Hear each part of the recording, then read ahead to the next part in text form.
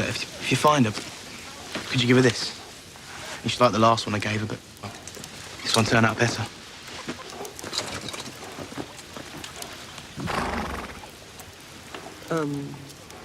You were saying? Hey, what's up guys? Welcome back to Binging with Babish, where this week we are venturing once again into the land of Westeros, taking a look at the second, slightly more refined loaf of Direwolf Bread that Hot Pie makes for Arya. So it means before we can get cooking, we gotta take a little arts and crafts break. I got this template and the inspiration for this recipe from The Inn at the Crossroads, which is a blog that recreates food from Game of Thrones. There's a link in the video description where you can print yourself one of these and cut it out. And now we can use it to make a sort of pseudo bread, one that takes a bit more inspiration from Irish oatcakes than it does from actual bread. We're going to start by lightly processing some old-fashioned rolled oats, measuring out 265 grams or about 2 cups worth, and combine with 550 grams of whole wheat flour, a half teaspoon of baking soda, 2 teaspoons of baking powder, and 1 teaspoon of salt that we're going to whisk together to combine, eventually accepting that we can't make this bowl work and we're going to have to graduate to something a little larger. That's better. Now we're going to whisk that to combine, and then beginning adding our liquid ingredients, that is 6 tablespoons of honey for sweetness. Let's see, 1, 2, 3, 4, 5, 6. There we go. We're also going to add 6 tablespoons of melted butter. We're going to give that a tertiary mix to just combine before starting to add buttermilk a little bit at a time. I ended up adding about 275 milliliters until a thick, doughy dough forms, moist enough to hold its shape but not too sticky or wet. Now unfortunately I have no way of knowing if this is actually accurate and if it tastes anything like it did on the show. Oh my god, you guys, it's Maisie Williams. Alright, thanks for coming by the show. Thank you for having me. I thought we'd each make our own here and see who can make a better direwolf. Great. You're wearing all these nice clothes. You're here for Fashion Week. I don't want you to mess them up, so Thank you. go ahead and... Do you want me to help you, or do you want to No. I don't need your help.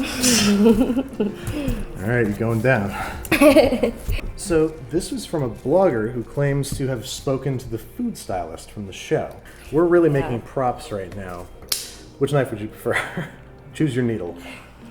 There you go. Thank you.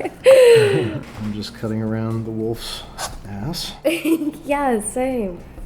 I want to eat some of that. Yeah, it's not that good. No, it's really not. Yeah, it's very cereally. Oh no. This looks really good. Well, I'm a professional. Yours has character. Wow. Oh no.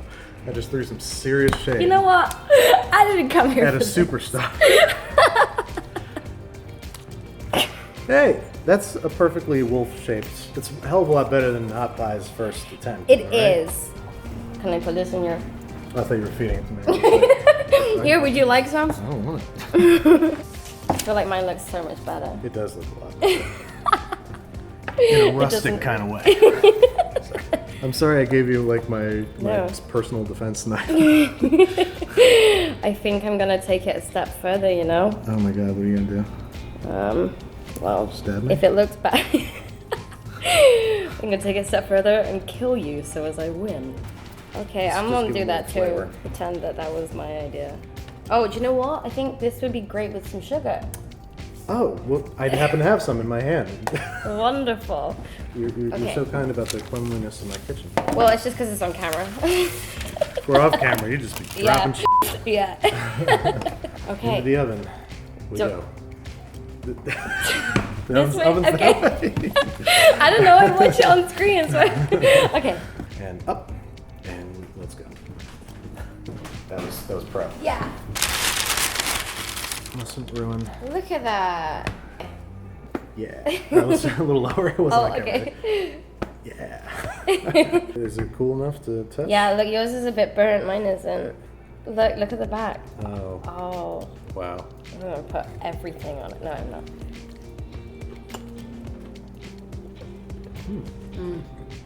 So I guess this works as a vehicle for things that actually taste good. Like soup?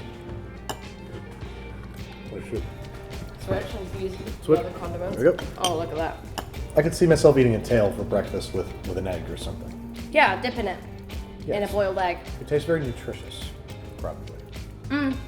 I don't think it's gonna become part of the clean plate. I'm gonna say that again. I don't think it's gonna become part of the clean plate. You know food's dry. But Yeah, it I takes love 3 tries to say Clean Plate Club. I don't think it's gonna become part of the clean plate. Yours is better. This is thicker, so it's a little moister. Are you gonna keep that bit in? No. I feel like this is too much honey butter. But that sentence doesn't make any sense. Yeah, that's true. I feel like it's all stuck in my teeth. Yeah, no, the honey butter tastes really good. The bread is terrible. Well, thank you so much for coming by and eating this not very appetizing stuff. Keep up the good work with that whole Game of Thrones thing. And good job. You beat me.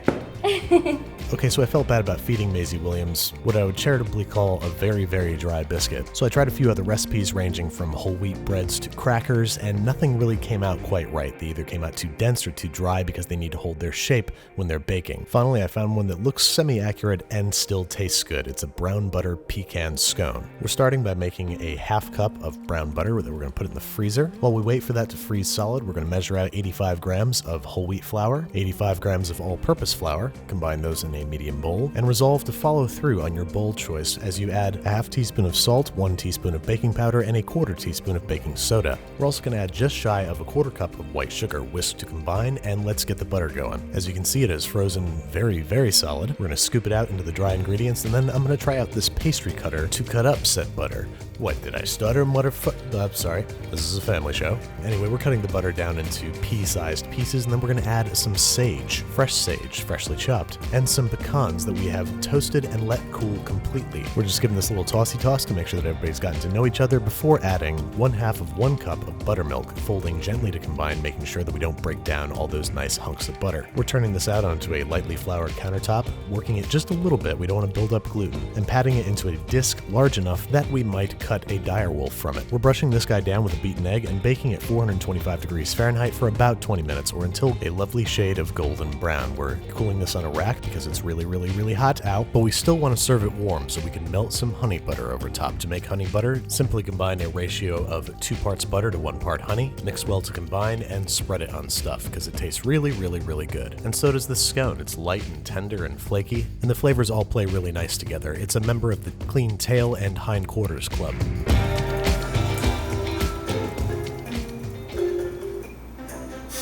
This one. All right, bakers, 20 minutes. Bakers, you now have 10 minutes.